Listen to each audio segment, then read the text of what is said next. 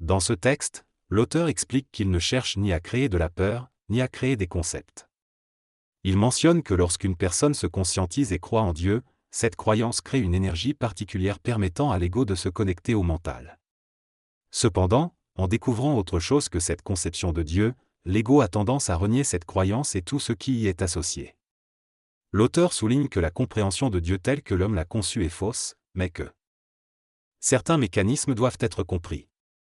Il explique que lorsque l'homme nie Dieu, il nie également l'existence de forces obscures associées à cette croyance. L'auteur fait référence à la descente aux enfers, affirmant que l'homme descend régulièrement dans cette phase inconsciemment. Toutefois, il précise que la descente aux enfers n'est pas plus dangereuse lorsqu'on en est conscient. L'objectif est de comprendre les mécanismes de l'astral spirituel et d'en finir une fois pour toutes avec cette phase de souffrance. L'auteur indique également que l'énergie spirituelle permet à l'homme de se guérir et de se libérer des parties blessées de lui-même, mais que l'ego peut parfois s'accaparer de cette énergie, privant ainsi d'autres parties de l'homme. En détruisant cette force spirituelle en lui, l'homme ne comprend pas les mécanismes écologiques de l'astral spirituel. L'homme détruit le gardien des forces noires chez lui, ce qui entraîne une évolution et une souffrance physique et psychologique. Cependant, le mental ne parvient pas à trouver de solution et l'ego noir, les forces infernales chez l'homme, cherchent à s'exprimer à travers des formes d'énergie négatives telles que la colère et la peur. L'orgueil soutient ces mécanismes et, lorsque la partie spirituelle de l'homme est presque entièrement mentalisée, l'orgueil se libère et peut causer des maladies physiques et mentales. Certains individus ont des moyens de ne pas souffrir de ces événements, mais ils ne sont pas donnés aux privilégiés, mais à ceux qui n'ont pas le choix. L'homme a tendance à voir l'autre comme privilégié, mais en réalité, celui qui vit la descente aux enfers est celui qui travaille pour accomplir cette phase. Les privilégiés ne sont pas les élus, mais plutôt ceux qui auront à faire et à traverser cette phase.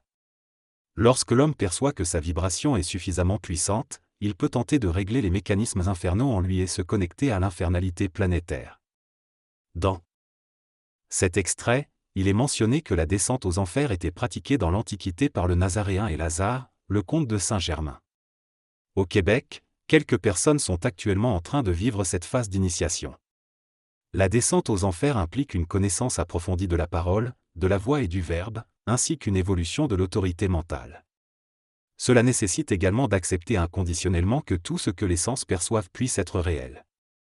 Il est important de se préparer mentalement et de choisir un endroit où les énergies sont soit naturelles, forêt, désert, montagne, océan, soit maléfiques, car on lutte contre les parties infernales de sa propre personnalité. L'homme rencontre son double lors de la descente aux enfers, qui reflète ce qui ne va pas en lui. Il doit devenir le maître suprême de ce double et rester éveillé suffisamment longtemps pour permettre à l'énergie extérieure d'absorber le double. Certains ont rapporté avoir vu leur double se promener, mais il est important de ne pas interpréter cela de manière naïve. La descente aux enfers nécessite une préparation adéquate pour éviter de perdre de l'énergie, sinon il faudra recommencer ultérieurement. Certains mécanismes de la descente aux enfers sont tus afin d'éviter que ceux qui ne sont pas prêts ne jouent avec leur propre perte. L'idée de base de ce texte est que pour se libérer, l'homme doit être capable de reconnaître et de travailler sur ses aspects négatifs. Et son ego infernal. Ignorer ces aspects ne règle pas le problème, au contraire ils ressurgiront plus tard. L'auteur affirme que maîtriser l'enfer signifie maîtriser le ciel, et que cela nécessite d'explorer et d'accepter ses aspects les plus laids.